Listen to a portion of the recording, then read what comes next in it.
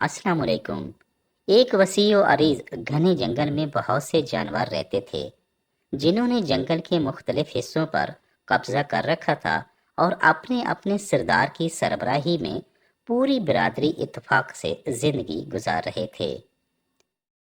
کسی ایک جانور کے ساتھ کوئی مسئلہ پیش آتا تو پوری برادری اکٹھی ہو جاتی اور مل کر دشمن کا مقابلہ کرتی۔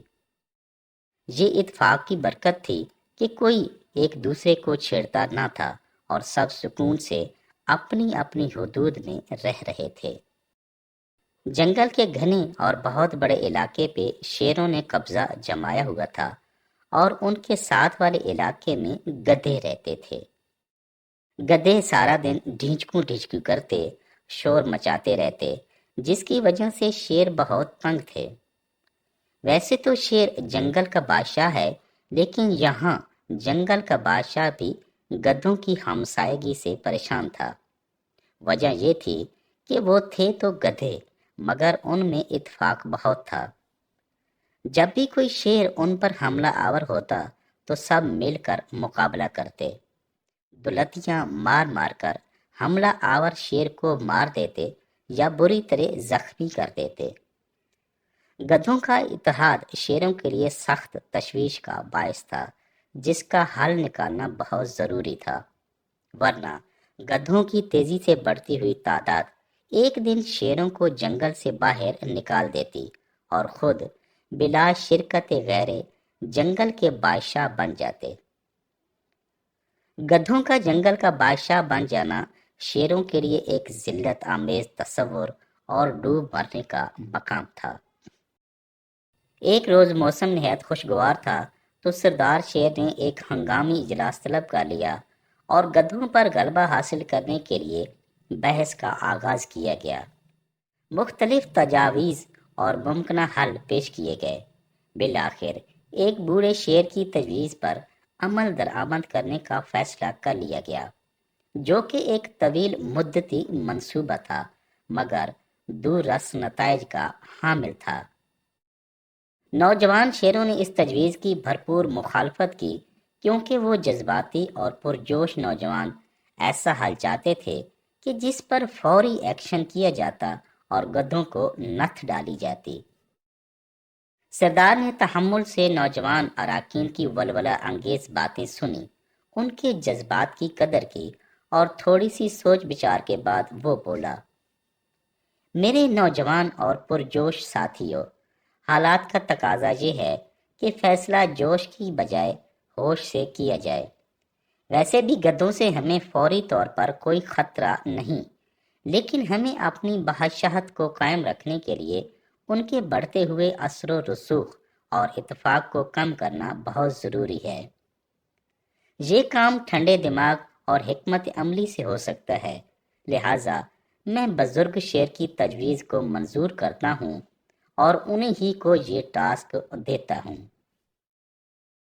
اس نئی ٹاسک ٹیم نے منصوبہ بندی کے تحت ایک دن گدھے کا بچہ شکار کر لیا۔ بوڑھے شیر کی ہدایت کے مطابق شیروں نے اس گدھے کے بچے کو گود لے لیا، اس سے پیار کیا، اپنائیت کا اظہار کیا اور اپنے طریقے سے اس کی پرورش کرنے لگے۔ اس کا ہر طرح سے خیال رکھا، حتیٰ کہ وہ موٹا تازہ جوان گدھا بن گیا اور بے مثال خدمت کی وجہ سے شیروں کا وفادار بن گیا۔ ایک دن اس بزرگ شیر نے وفادار گدھے کو دیکھا تو بڑا خوش ہوا۔ اس نے نوجوان شیروں کو اکٹھا کیا اور کہا، اب وقت آ گیا ہے کہ اس گدھے کو واپس اس کی برادری میں چھوڑ دیا جائے۔ کچھ جوشیلے نوجوان شیروں نے اس فیصلے پر حیرت کا اظہار کیا کہ اتنی محنت سے پال پوس کر بڑا کیا اور پھر واپس اس کو گدھا برادری میں بھیج دیں۔ اس سے بہتر ہے کہ اسے چیر پھاڑ کر تازہ خون اور جوان گوشت کے مزے اڑائیں۔ لیکن انہیں اپنے بزرگ کی بات ماننا ہی پڑی اور اس وفادار گدھے کو ساتھ لے کر گدھوں کے علاقے کی طرف روانہ ہو گئے اور اسے گدھا برادری کے سپرد کر دیا۔ گدھا برادری نے اپنا مغوی نوجوان واپس ملنے پر خوشی کا اظہار کیا اور شیروں کے جذبہ خیر سگالی کا شکریہ ادا کیا۔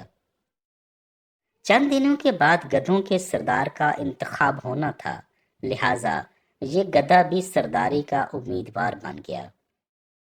اس نوجوان گدھے نے ایسی چال چلی اور کچھ شیروں کی حمایت کی وجہ سے وہ گدھا برادری کا نیا سربراہ منتخب ہو گیا۔ گدھوں نے فوراً اس نوجوان گدھے کو اپنا سردار تسلیم کر لیا اور شیروں کی پشت پناہی ہونے کی وجہ سے اس کے ہر حکم کی تعمیل کرتے اور نافرمانی سے ڈرتے۔ اگر کوئی گدھا مستیاں کرتا اور سردار گدھے کا حکم ماننے سے انکار کر دیتا تو سردار گدھا اس نافرمان گدھے کو گرفتار کر کے خوب سزا دیتا۔ پھر بھی اس کا غصہ ٹھنڈا نہ ہوتا تو اس نافرمان کو شیروں کے حوالے کر دیتا۔ شیر تو پہلے ہی اسی گھات میں ہوتے تھے جو کہ اس نافرمان کو چیر پھاڑ کر کھا جاتے اور اپنے وفادار اور حمایت یافتہ گدھے کے مشکور ہوتے۔ یہ دیکھ کر نوجوان شیروں کو اب اپنے بزرگ شیر کی حکمت عملی کی سمجھ آ گئی۔ اس طرح بزرگ شیر کی دانائی اور حکمت عملی کی وجہ سے گدھوں کو مغرور سردار مل گیا اور شیروں کو گدھوں کے شور شرابے، ان کی بڑھتی ہوئی خطرناک تعداد اور شکار کی پریشانی سے نجات مل گئی۔ شیروں کا حمایت یافتہ گدھا سردار اپنے دور حکومت کو دوام بخشنے کے لیے روزانہ نوجوان، موٹے تازے اور سرکش گدھوں کا تحفہ شیروں کو پیش کرتا۔ یوں دونوں برادری کے سردار یعنی گدھا سردار اور شیر سردار بہت خوش تھے۔ جہاں تک بات تھی اس سردار گدھے کی تو وہ گدھوں کے نزدیک شیر تھا مگر شیروں کے درمیان گدھا تھا۔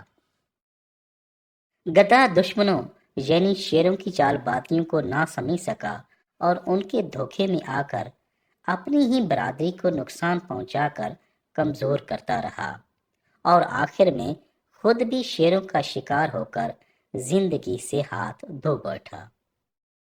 باقی ماندہ گدھے بھی شیروں کی خوراک بن گئے اور چند ایک خوش قسمت اپنی جان بچا کر گھوڑوں کے علاقے میں پناہ گزین ہو کر غلامی کی زندگی گزارنے لگے۔ اپنے ارد گرد بھی نظر رکھیں کہ آپ کی صفوں میں بھی دشمنوں کا حمایت یافتہ غدار تو موجود نہیں۔ ہوشیار رہیں اپنی حفاظت کی خاطر، اپنی بقا کی خاطر۔